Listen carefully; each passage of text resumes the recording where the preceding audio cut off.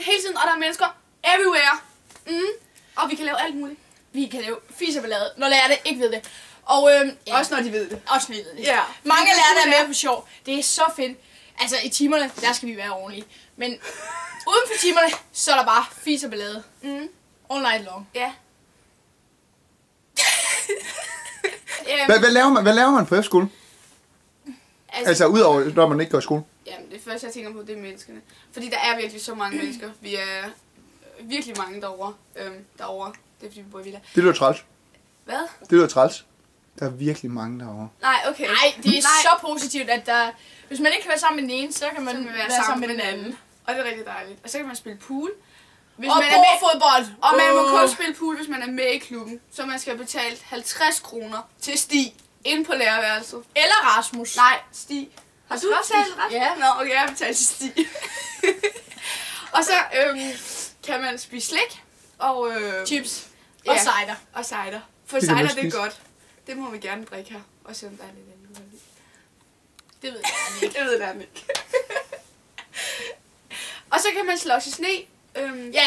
Rugby i sne. Intet bedre. Ja. Og snibboldkamp bagefter. Og alle linjerne. Med Peter Broen. Alle linjerne. Vi har så mange gode linjer. Det har vi virkelig. Bibellinje, det er et plus. Det er der mange efterskoler, der ikke har. Og det er rigtig godt. Det er... Ja, og så har vi 5 andre fede, ikke bibellinjer, men linjer. Ja.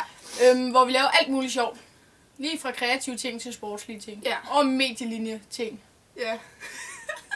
Og computernørder. Ja, det er så alle. Og det er rigtig godt, vi har dem. Fordi så laver de en masse gode film og sådan noget. Ja. Der er knald på. Vi er trætte. Vi er gode. Vi har jo nogle gode ting, ikke også? Jo. Ja, det har jeg da også. Ja. Ja, dine er bare lidt bedre. Ja, altså, det ville ikke være sjovt, hvis man havde en dårlig rumbo, og det har vi ikke. Så, nej.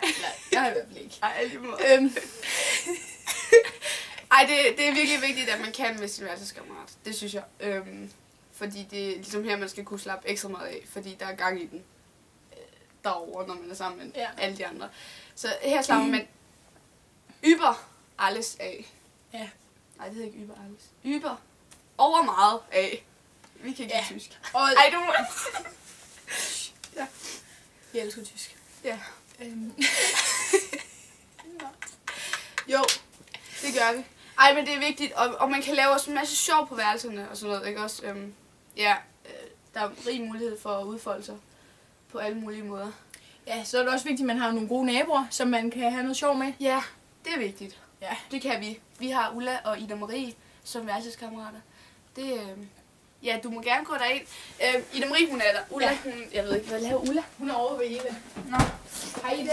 Hej Ida, vi kommer lige. Jeg vil bare lige sige, at vi er faktisk glade for at bo på værelse med... Ja, nej, ikke bo på værelse. Hej, Phyllis. Sådan, det siden af dig. Hun er en god nabo. Sammen med Ulla, som har seng derovre.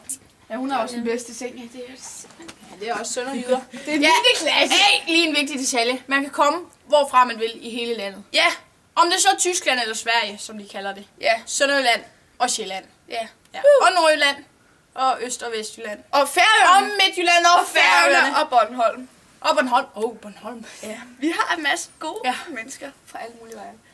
Bare det fra... Nej, det gør ikke noget sted. Og Falster. Færøerne, det er jo ikke... Ja. Og Falster. Alle steder. Og Fyn. Man bliver accepteret, som man er. Ja. Sådan er Solvågen. Har jeg sagt på det?